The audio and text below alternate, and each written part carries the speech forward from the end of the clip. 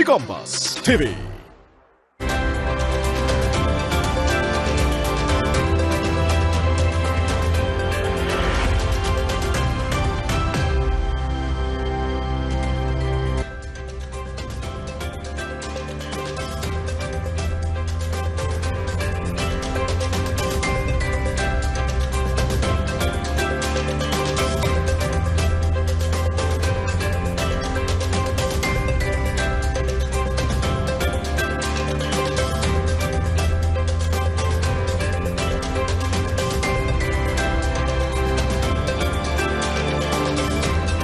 Selamat pagi saudara, salam Nusantara disiarkan langsung dari studio Newsroom Menara Kompas. Kami sajikan beragam informasi dari tanah air.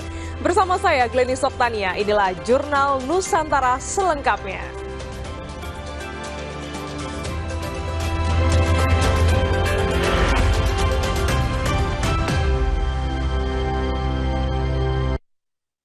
Sebanyak 5 rumah di Samarinda, Kalimantan Timur hangus terbakar pada Minggu malam. Dibutuhkan unit tangki. Ini masih nyari gang. Kencangnya angin membuat api dengan cepat merembet dan membakar bangunan yang terbuat dari kayu. Kebakaran diduga akibat korsleting listrik di bagian meteran salah satu rumah. Namun penyebab pasti kebakaran masih diselidiki polisi. 12 unit mobil pemadam diterjunkan ke lokasi. Tidak ada korban jiwa dalam peristiwa ini. Kerugian diperkirakan mencapai ratusan juta rupiah.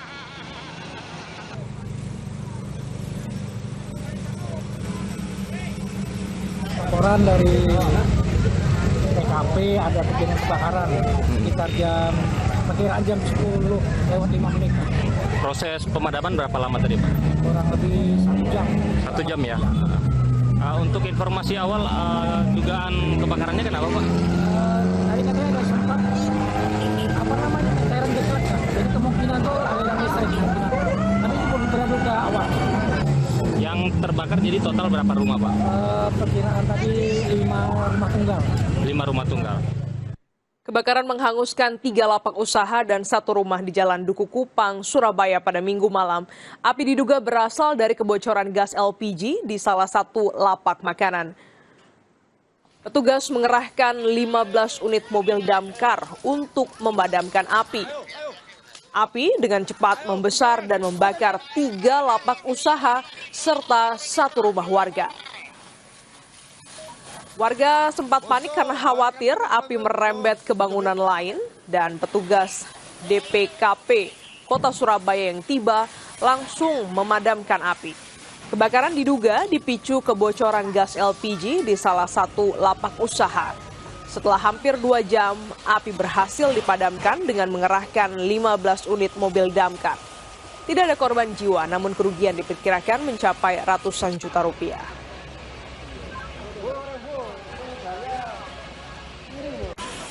Yang terbakar ada 3 lapak ya, lapak warung kopi, terus ada nasi goreng sama parfum. Ini gabung 1 rumah yang di belakangnya ini total yang terbakar jadi ada 3 lapak plus 1 rumah yang gandeng. Informasi awal diduga dari LPG yang bros waktu penggantian. Ada korban, Pak? Nggak ada. Nggak ada ya. 3 kapal nelayan yang bersandar di dermaga mangrove Kali Adem, Muara Angke, Pluit, Penjaringan, Jakarta Utara terbakar pada Minggu pagi. Api dengan cepat menghanguskan 3 kapal yang bersandar di dermaga. Tim damkar sempat kesulitan menuju lokasi akibat akses yang sempit. Diduga api pertama kali muncul dari salah satu kapal yang terbakar akibat korsleting listrik. Kepada pemadam nih, terjadi Yang terbakar kebakaran. adalah kapal yang sedang docking. Dugaan sementara diakibatkan konsleting listrik dari kabel yang dari pemukiman. Itu akses masuknya, Pak. Unit kita 4.000 liter dan 10.000 itu tidak bisa masuk karena aksesnya sangat sempit sekali. Untuk itu kami kesulitan untuk menuju TKP. Kita ke informasi lainnya, saudara, 5 korban kapal motor Nurul Salsa yang tenggelam di perairan Selayar, Sulawesi Selatan ditemukan selamat. Mereka terombang-ambing di laut selama 4 hari. Kapal nelayan dalam misi pencarian korban menemukan 5 penumpang KM Nurul Salsa dalam kondisi selamat. Mereka bertahan hidup dengan berpegangan pada rumpon dan terombang-ambing selama 4 hari. Satu korban merupakan anak-anak berusia 7 tahun. Hingga kini 59 penumpang ditemukan selamat, 1 orang meninggal dan 18 lainnya masih hilang.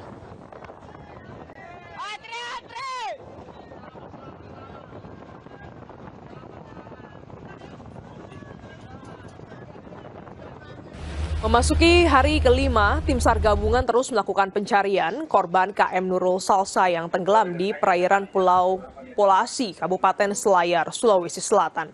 Tim SAR gabungan menambah armada pencarian, diantaranya KRI Marlin 877, KRI Hiu 634, dan KN SAR Kamajaya 104. Pencarian korban juga dilakukan dengan mengerahkan pesawat Boeing milik TNI AU untuk memantau korban melalui udara. Proses pencarian diperluas hingga 1.305 nautical mile.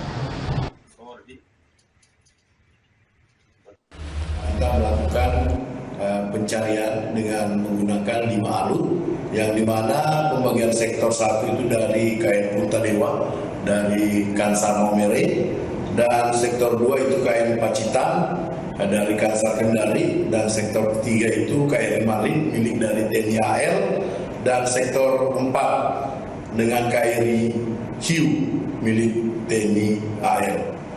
Kendalanya di ombak yang cukup besar, yang 2 sampai 3 meter dengan kecepatan angin 20 knot. Bentrokan antar warga terjadi di Kecamatan Adonara Timur, Flores Timur, Nusa Tenggara Timur. 3 orang tewas dan 20 rumah terbakar akibat kerusuhan ini. Bentrokan antar 2 kelompok warga pecah di perbatasan desa di wilayah Adonara Timur.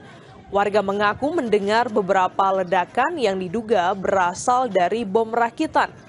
Konflik yang diduga dipicu sengketa lahan ulayat ini menewaskan 3 orang dan 5 lainnya terluka. 20 bangunan termasuk rumah, kios, dan apotek pun hangus terbakar. Aparat gabungan masih berjaga dan menyelidiki penyebab pasti bentrokan.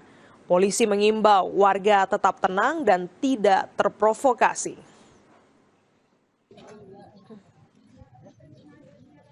Berdasarkan data sementara, peristiwa tersebut mengakibatkan 3 orang meninggal dunia dan 5 orang mengalami luka ringan, serta adanya 20 unit rumah yang terbakar.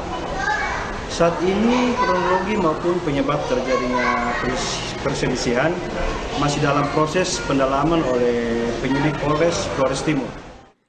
Diduga mengalami kelelahan, seorang pendaki meninggal di Gunung Agung, Kabupaten Karangasem, Bali. Medan yang terjal dan licin disertai berkabut membuat evakuasi membutuhkan waktu hingga 3 jam lebih.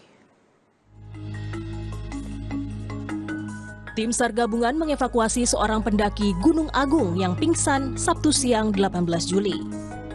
Butuh waktu 3 jam untuk mengevakuasi pendaki dari ketinggian 2.200 meter di tengah kondisi cuaca tak bersahabat. Pendaki dibawa ke Pura Pasar Agung, Karangasem, Bali menunggu dijemput petugas medis. Evakuasi target dari ketinggian 2.200 sampai di pos Pasar Agung itu berjalan hampir 3 jam. Dan hambatan yang kami temui di lapangan itu terkait dengan cuaca. Cuaca saat ini berkabut. Saat diperiksa, korban sudah lemah dan kritis. Tim dokter melakukan pompa jantung dan pemeriksaan intensif. Namun, sesampainya di puskesmas, korban tak tertolong dan dinyatakan meninggal. Jadi dari korban sudah ditemukan tanda-tanda kematian. Yang pertama ada ditemukan lebam mayat, kemudian pupil sudah melebar, kemudian setelah dilakukan perekaman jantung EKG, rekaman jantungnya menandakan asistol, jadi memang korban sudah tidak ada nadi dan tidak ada nafas. Jadi dari keterangan keluarga memang ada mengeluhkan sedikit nyeri dada. waktu saat pendakian. Korban bersama 5 rekannya mendaki pada Sabtu pagi lewat jalur pendakian Pura Pasar Agung. Setelah berjalan 1 jam, korban sempat mengeluhkan sakit dada dan beristirahat. Perjalanan mendaki ke puncak Gunung Agung berlanjut hingga korban pingsan di ketinggian 2.200 mdpl. Eka Winarta, Kompas TV, Karangasem, Bali.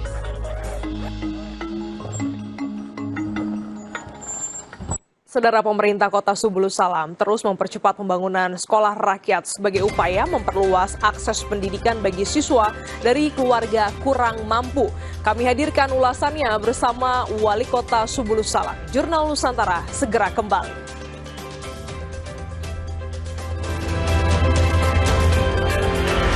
Beri makna pada siang hari Anda. Saatnya terhubung dengan informasi yang akurat dan terpercaya. Informasi terkini selengkapnya. Dari peristiwa penting di dalam negeri, hingga dinamika global yang memengaruhi dunia. Berita yang aktual. Kita ke sorotan pertama di redaksi kami, saudara. Kecelakaan beruntun melibatkan 5 kendaraan. Tajam dan mencerahkan. Kompas Siang. Setiap hari, pukul 11 siang. Live di Kompas TV. Kami mencari tahu, mendengarkan lebih utuh, dan mendalam. Kami mempertanyakan rasa keadilan. Klarifikasi. Kita saling melengkapi, bisa menyuarakan apa yang menjadi rosonya publik. Kami, Rosi. Ruang OPD. Sumber informasi.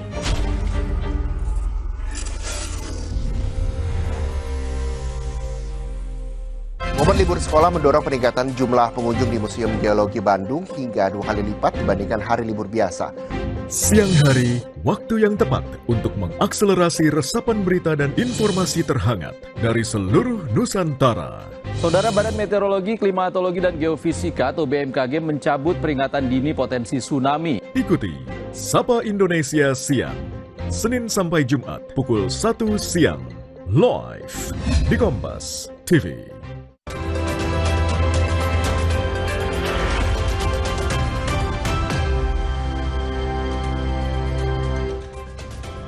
Pemerintah Kota Subulus Salam terus mempercepat pembangunan sekolah rakyat sebagai upaya memperluas akses pendidikan bagi siswa dari keluarga kurang mampu. Wali Kota Subulus Salam meninjau langsung progres pembangunan sekaligus mengunjungi kediaman salah satu calon siswa yang akan menjadi penerima manfaat program ini. Wali Kota Subulus Salam mengawali kunjungannya dengan menyambangi rumah Ananda, salah satu calon siswa sekolah rakyat. Ananda merupakan anak dari keluarga dengan keterbatasan ekonomi yang sempat terancam tidak dapat melanjutkan pendidikan. Dalam dukungan tersebut, Wali Kota berdialog langsung dengan keluarga Ananda untuk melihat kondisi kehidupan mereka. Kunjungan ini menjadi bentuk kepedulian pemerintah sekaligus memastikan program sekolah rakyat tepat menjangkau anak-anak yang membutuhkan. Usai mengunjungi kediaman calon siswa, Wali Kota melanjutkan peninjauan ke lokasi pembangunan kompleks sekolah rakyat. Di lokasi, Wali Kota memastikan pekerjaan berjalan sesuai target dan standar yang telah ditetapkan. Berdasarkan laporan pelaksana proyek, hingga saat ini pembangunan telah mencapai sekitar 70%. Sejumlah bangunan utama telah berdiri dan pembangunan terus dipercepat agar dapat segera digunakan. Bismillahirrahmanirrahim. Assalamualaikum warahmatullahi wabarakatuh. Pada hari ini tanggal 1 Safar 1447 Hijriah bertepatan pada tanggal 15 Juli 2026, kami bersama dengan Kepala SR dan PIC SR Kota Subulus Salam dan juga Ustadz Zakirul selaku panitia dan juga didampingi oleh Kabak Humas dan juga ada tim dari Waskita konsultan MK. Insya Allah pada hari ini kami sudah berada di ruang kelas SMA yang sudah siap dipakai. Di sini ucapkan terima kasih kami tentunya kepada Bapak Presiden, Bapak Haji Prabowo Subianto, kemudian juga kepada Pak Kemensos dan Kementerian PUPR dan Kementerian terkait bahwasanya Subulus Salam siap beroperasi pada tanggal 31 Juli untuk MPLS SRT 28 Kota Subulus Salam. Terima kasih. Sekolah rakyat sendiri telah beroperasi sejak September 2025. Selama pembangunan gedung permanen berlangsung, kegiatan belajar mengajar dilaksanakan sementara di gedung UPTD Balai Latihan Kerja atau BLK 10 Salam. Pemerintah kota berharap kehadiran sekolah rakyat mampu memberikan kesempatan belajar yang lebih luas bagi anak-anak dari keluarga kurang mampu. Dengan pembangunan yang terus berjalan, sekolah ini diharapkan segera menjadi tempat tumbuhnya generasi muda yang berkualitas dan berdaya saing. Tim Liputan Kompas TV Subulu Salam. Pemerintah Kota Subulu Salam terus mempercepat pembangunan sekolah rakyat sebagai upaya memperluas akses pendidikan bagi siswa dari keluarga kurang mampu. Untuk mengetahui sejauh mana program ini berjalan, kita sudah terhubung dengan Wali Kota Subulu Salam dengan Bapak Muhammad Rashid Bancin. Selamat pagi, Pak Rashid. Boleh kita update, Pak, untuk sejauh ini berapa banyak sekolah rakyat yang sudah beroperasi di wilayah Subulu Salam? Baik, selamat pagi. Assalamualaikum warahmatullahi wabarakatuh. Salam sejahtera untuk kita semua.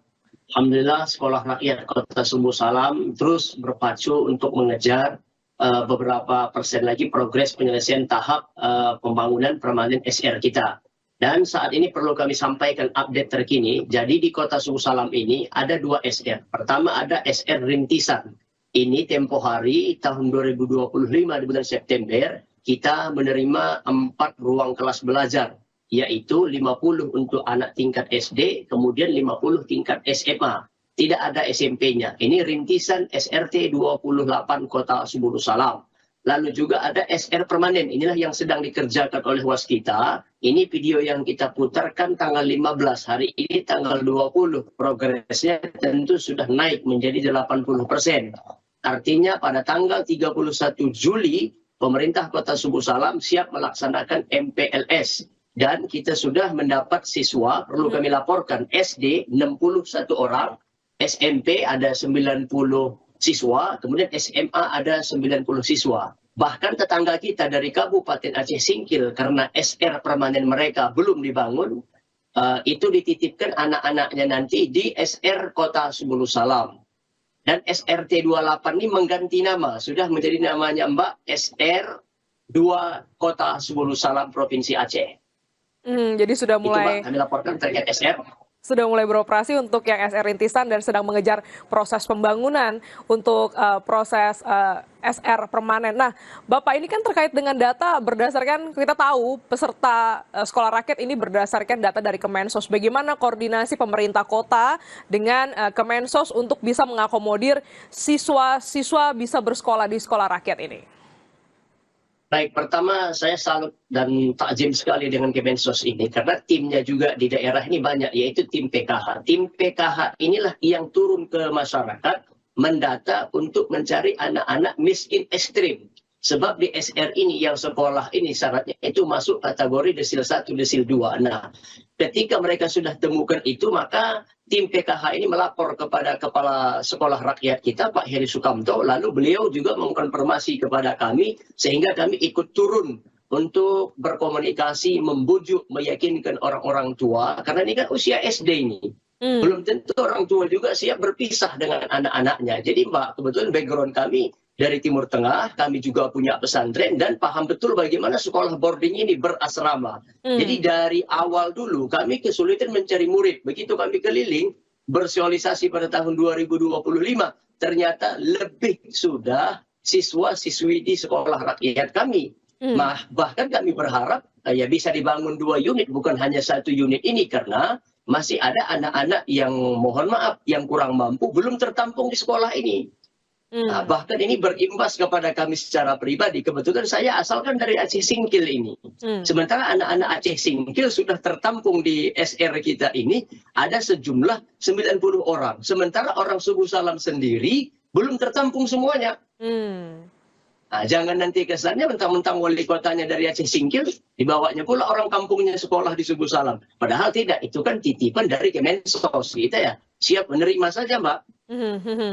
Ya, Pak. Begitu. Sekolah rakyat ini kan dengan konsep boarding ya, sekolah berasrama. Nah, ini apa yang menjadi pembeda juga dengan sekolah-sekolah negeri pada umumnya di wilayah Kota Subulu Salam? Oh, sangat jauh berbeda. Sekolah SR ini kan berasrama. Jadi, contoh saya katakan uniknya SR Subuh Salam ini. Habis maghrib, kita ada berikan kurikulum karena mayoritas muslim. Mereka ada tulis baca Al-Quran. Namanya BTQ, baca tulis Quran. Dulu 100 siswa masuk, ada 49 yang tidak pandai tulis baca Al-Quran. Begitu masuk, saya target 3 bulan wajib mengenal huruf Arab atau Hijriyah. Karena ini kan muslim semua. Dan sudah pandai semua membaca Al-Quran, jangankan tulis Latin. Nah, itu yang salah satu pembedanya. Lalu kita berikan juga mereka di malam hari itu, sebelum mereka beristirahat, tentu kita ceritakan kisah Anbiya, cerita-cerita para nabi terdahulu. Dan itu kita support dari pemerintah kota kita. Jadi sudah mirip seperti pesantren Tulen. Di paginya mereka dapat kurikulum Cambridge ataupun bilingual, lalu di malam hari ada kita berikan kurikulum kedayahan namanya atau kepesantrenan. Itu yang pembeda sekolah rakyat Kota Subuh Salam daripada yang lainnya. Karena kebetulan ya kami juga background dari Timur Tengah, jelas daripada pendidikan. Ya, Pak Rashid, secara singkat Pak, bagaimana dengan harapan ke depannya menunggu proses sekolah rakyat permanen ini bisa segera beroperasi, begitu Pak, harapan Bapak? Ya, harapan kita tentu sesuai dengan slogan daripada sekolah rakyat, yaitu cerdas bersama, tumbuh setara. Jadi betul-betul anak-anak yang miskin ekstrim ini sudah sangat tertolong, mereka sekolah, dididik, bahkan makannya pun ini luar biasa. Artinya juga saat ini kami ambil dari restoran yang mereka antar ke sekolah rakyatnya, betul-betul sehat, ada untuk gizinya, kemudian juga ada vitaminnya, kesehatannya dicek. Maka harapan kami ke depan menuju generasi emas seperti yang disampaikan oleh Bapak Presiden 2045. Subuh Salam insya Allah siap menyukseskan itu. Bahkan sebagai informasi, selain sekolah rakyat ini, Subuh Salam juga sudah dapat izin untuk melaksanakan sekolah SNT, Sekolah Nasional Terintegrasi. Menpan RB sudah keluarkan nomor statistiknya juga, dan nomor UPT-nya, bahkan Subuh Salam nomor 1 Mbak. Selain sekolah rakyat, kita juga akan siap launching pada akhir Juli ini, Sekolah Nasional Terintegrasi dengan kapasitas lahan 20 hektar kita siapkan untuk terkait pendidikan ini, Pak.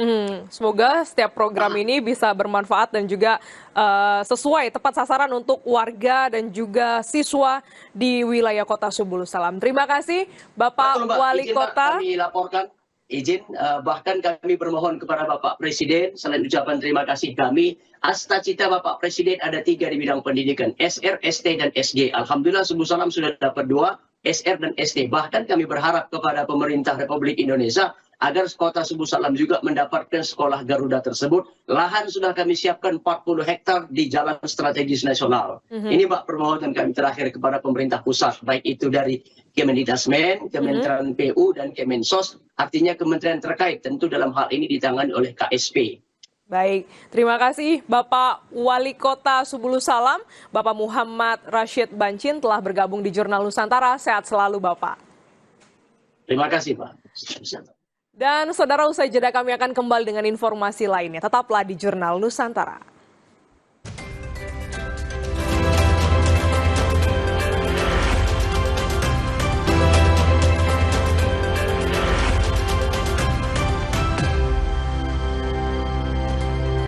Saudara, jika selama ini pemadam kebakaran identik dengan penanganan kebakaran, berbeda dengan Dinas Pemadam Kebakaran dan Penyelamatan Kota Ambon atau Damkar Manise. Selain bertugas memadamkan api, personel juga menjalankan berbagai aksi kemanusiaan, mulai dari mengantar anak ke sekolah, membantu warga dalam kondisi darurat, hingga memberikan edukasi keselamatan kepada masyarakat. Selama 24 jam, puluhan personil Damkar Manise bersiaga menerima setiap laporan masyarakat. Tidak hanya menangani kebakaran, mereka juga merespon berbagai kondisi darurat, seperti mengevakuasi pohon tumbang, membuka pintu rumah yang terkunci, hingga membantu proses evakuasi saat bencana terjadi. Bagi para personil, keselamatan warga selalu menjadi prioritas utama. Komitmen melayani masyarakat juga diwujudkan melalui berbagai program sosial yang mengedepankan nilai kemanusiaan, berkolaborasi dengan pemerintah Kota Ambon dan BKKBN Provinsi Maluku. Damkar Manise saat ini menjalankan program Ayah Pengganti. Melalui program ini, personil Damkar mendampingi sekaligus mengantar anak-anak ke sekolah. khususnya mereka yang membutuhkan perhatian, dukungan, dan pendampingan. Ya, papa meninggal waktu dia masih tahu. Jadi dia merupakan anak-anak yang mengalami fatherless. Harapannya hari ini ketika kita bisa angkat dia, tadi di mobil kita bilang kita mau ada kalau ada hal yang perlu ditanyakan dalam kapasitas butuh pendampingan kalau papa. Kehadiran personil Damkar Manise tidak sekedar memastikan anak-anak tiba di sekolah dengan selamat. Lebih dari itu, mereka memberikan semangat, rasa percaya diri, dan motivasi bagi anak-anak untuk memulai aktivitas belajar.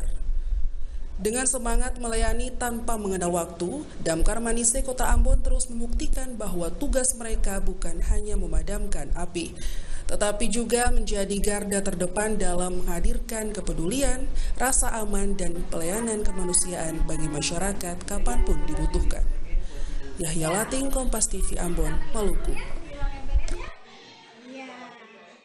Saudara, kami akhiri Jurnal Nusantara hari ini. Sesaat lagi Anda akan menyaksikan Sapa Indonesia Pagi. Saya Glenny Soktania, berterima kasih atas kebersamaan Anda. Sampai jumpa.